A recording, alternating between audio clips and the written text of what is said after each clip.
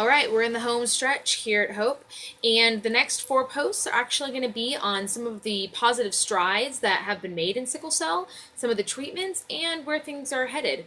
So today we're going to be talking about the most common finding and treatment that has been around for sickle cell for the past approximately 30 years, and that is prophylactic penicillin. So this means that specifically children under 5 are prescribed penicillin starting from 2 months of age twice a day for at least the first 5 years of life. And the reason that this is such an amazing discovery is that prior to the 1980s, the lifespan of someone with sickle cell was much shorter. In fact, there was a very high likelihood that if you developed a bacterial infection within the first 5 years of life, you could potentially die.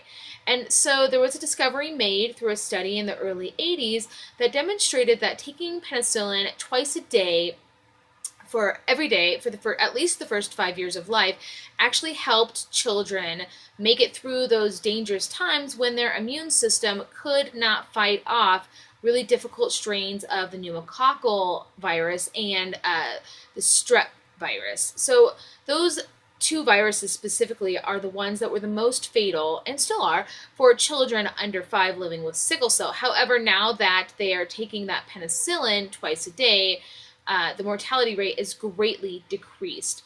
Also, if you no longer have a spleen, or if it's completely non-functional after the age of 5, some hematologists are now recommending to continue that penicillin indefinitely, because it does provide an extra protection. One of the questions that are often asked for doctors, and I ask this myself, is why do the children not become immune to this penicillin? And there isn't a whole lot of information for all of us non-medical people as to why this happens. However, the really fantastic information is that it doesn't. So making sure that your child takes that penicillin morning and night. Initially it comes in a liquid, which tastes pretty gross, but there are some tricks to getting it into the children. Putting it in the side of their cheek, plugging their nose so that they have to swallow, all these little tricks that I think all of us parents have come up with. And then as soon as they're ready to swallow a little bit bigger, you can go to a crushed pill and eventually to a pill.